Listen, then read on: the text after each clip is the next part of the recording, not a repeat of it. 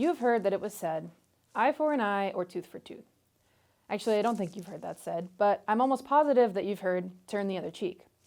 For me, it was my parents telling it to me when I fought with my brother.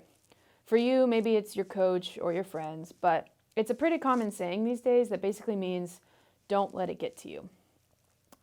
Sometimes people use it in the same sentence as sticks and stones may break my bones, but words will never hurt me, which is baloney.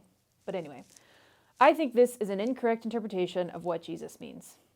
First, Jesus is speaking to Jewish leaders who were very familiar with the Torah, which is our first 5 books of the Old Testament. In these 5 books, there are 3 references alone to eye for eye, in Exodus, Leviticus, and Deuteronomy. Exodus 21 says that if a fight breaks out and a pregnant woman is harmed to the point of losing her baby, her husband can demand an equal payment according to a judge. Leviticus 24 says that if someone kills one of your animals, you can legally repay life for life. And Deuteronomy 19 says that if a witness is found to be lying, what he wanted done to the one he testified against may be done against him.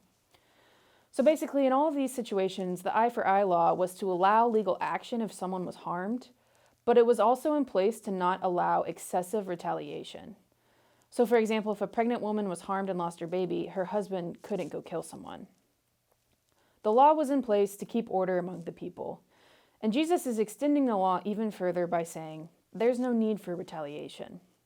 He uses several examples: turning the other cheek when someone hits you, giving away your cloak if they ask for your coat, and walking with them a second mile if they ask you to go 1 mile.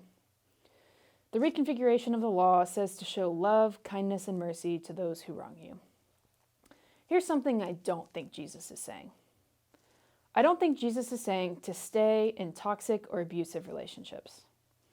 I remember in high school, I was having a hard time with one of my friends where I felt like she'd wronged me over and over and was just expecting forgiveness on my part without changing anything about her behavior.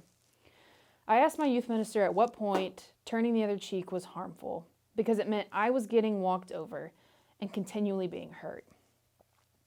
She explained that turning the other cheek doesn't mean standing and taking it. It means not retaliating.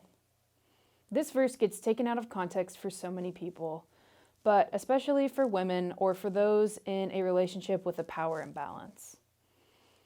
Remember, Jesus is speaking to Jewish leaders who had power over the people around them, namely women and children. Turning the other cheek means extending grace and forgiveness when you are wronged. It means choosing to see the best in others. It means giving up part of yourself to serve those around you. Turning the other cheek does not mean you continue to allow someone to harm you. Hear me say that it is the loving, kind thing to do for yourself when you walk away from a situation like that. As we walk through this teaching of Jesus, maybe you're someone who needs to walk away from a relationship that is harmful. Maybe you need to forgive someone for harming you, or you need to give someone a chance and choose to see the best in them. Following this teaching of Jesus looks like extending grace and compassion, even if that is only to yourself.